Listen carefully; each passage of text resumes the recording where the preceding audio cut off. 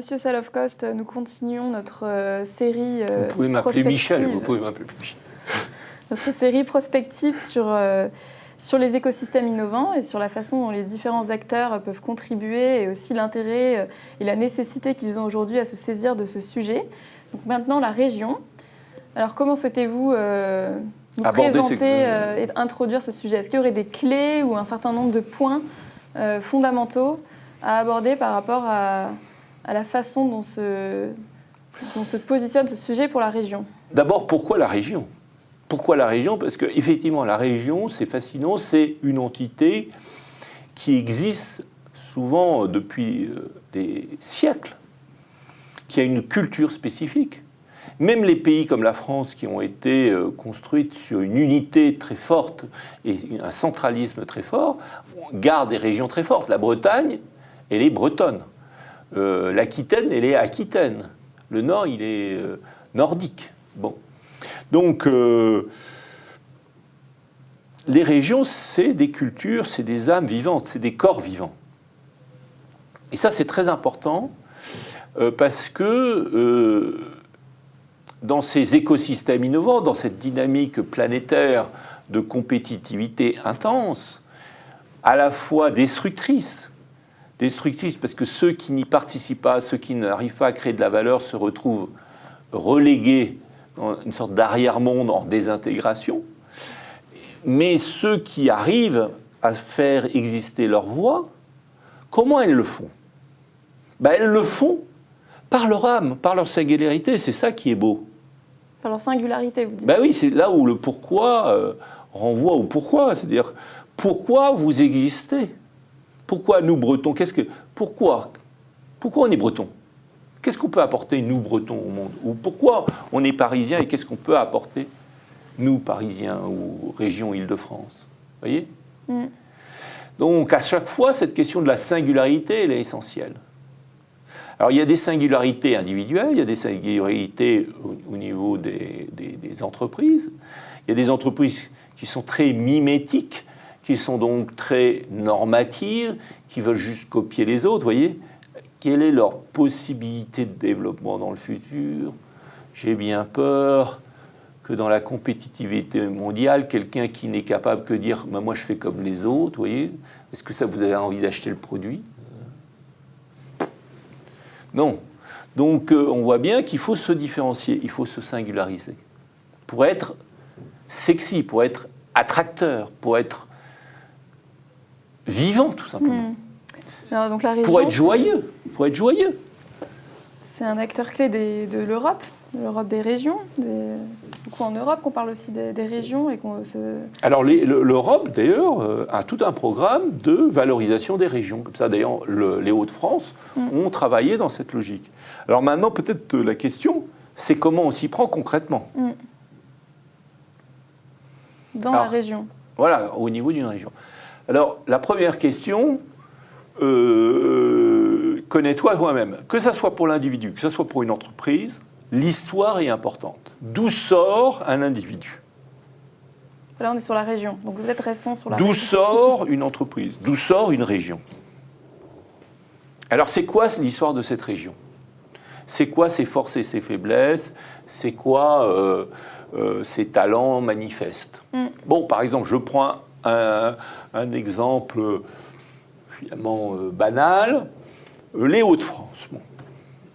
Les Hauts-de-France, pourquoi c'est banal ? Parce que c'est une région française qui pourrait paraître comme les autres. Mais les Hauts-de-France, vous voyez dans son histoire, et ça devient plus singulier, qu'elle est morte, et c'est un véritable phénix.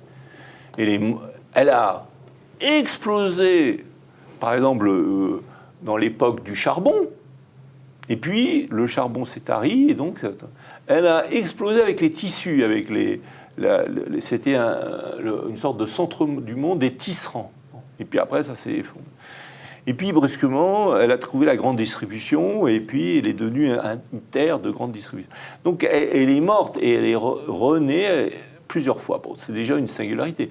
Après, il y a quelque chose à avoir avec une certaine capacité scientifique, mais aussi artistique. Parce que les tissus, la prédominance, par exemple, des tissus c'était aussi une capacité culturelle à inventer des beaux tissus. C'était pas simplement faire du tissu au sens scientifique du terme. Il fallait, bon. Et la grande distribution, par exemple, la grande distribution, c'est un art, c'est une science, mais c'est aussi un art. C'est un savoir-faire de service. C'est une bon. Donc tout ça, c'est extrêmement intéressant. Tout à fait. Et comment on se met en mouvement, en dynamique, et peut-être éventuellement jusqu'à se structurer au niveau régional pour faire émerger cette singularité dont vous parlez? Là, vous voyez, il y a une chose qui ressort très clairement, c'est que dans la construction d'un écosystème innovant, par exemple, c'est très important que les acteurs se parlent autour de ces points forts. Par exemple, James Boyer, qui travaille avec nous, a étudié les vins dans le monde entier, et particulièrement en France. Et en France, on compare Bordeaux, Bourgogne et Champagne. Et on se dit, tiens, le Champagne, création de valeur, le double de toutes les autres régions. Bon, pourquoi ? Parce que le Champagne, il est typique d'une capacité marketing planétaire, d'un dialogue des champenois entre eux, d'une créativité époustouflante, et aussi d'un collectif public-privé, universitaires, entrepreneurs extraordinaires. Vous avez en Champagne des universités qui travaillent sur la dynamique des bulles de champagne. On pourrait se dire, sujet superficiel pour une grande université. Non, ils le prennent au sérieux.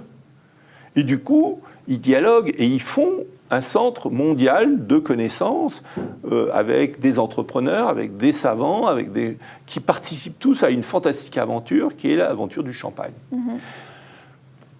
En Hauts-de-France, on voit un pôle extraordinairement dynamique autour de la grande distribution, mais vous n'avez pas de chaire du retail, de chaire autour de la grande distribution. Vous n'avez pas d'universitaire. C'est comme si, non, c'est trop terre à terre, etc. Non, les bulles de champagne, c'est terre à terre aussi.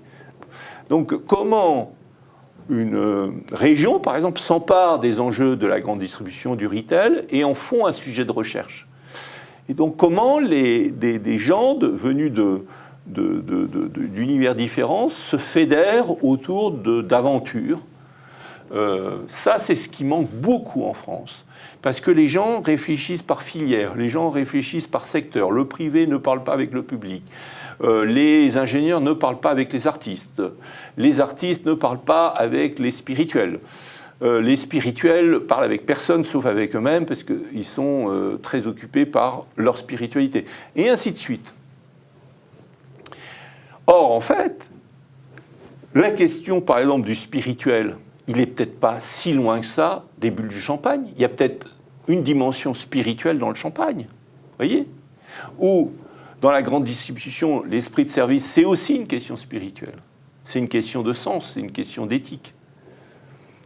Une question comment on fait sens. Donc vous voyez, on peut, et c'est ce croisement des disciplines, ce croisement des compétences, ce croisement des domaines qui crée le véritable écosystème innovant, qui fait que cet écosystème, il est vivant, qu'il est joyeux, qu'il est créatif, qui parle à tout le monde, vous voyez. Si vous êtes en Champagne, que vous êtes convaincu que vous savez tout, qu'il n'y a plus rien à chercher sur les boules de champagne, on voit bien que ça c'est fini.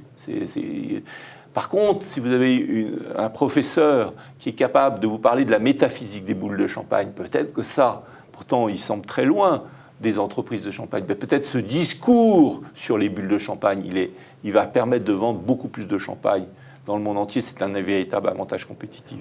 Vous voyez, par exemple, ça c'est un exemple très concret. Très bien. Merci Michel Saloff-Coste. Rassemblons-nous sur nos régions et construisons nos écosystèmes innovants autour de nos singularités. Merci, Célia.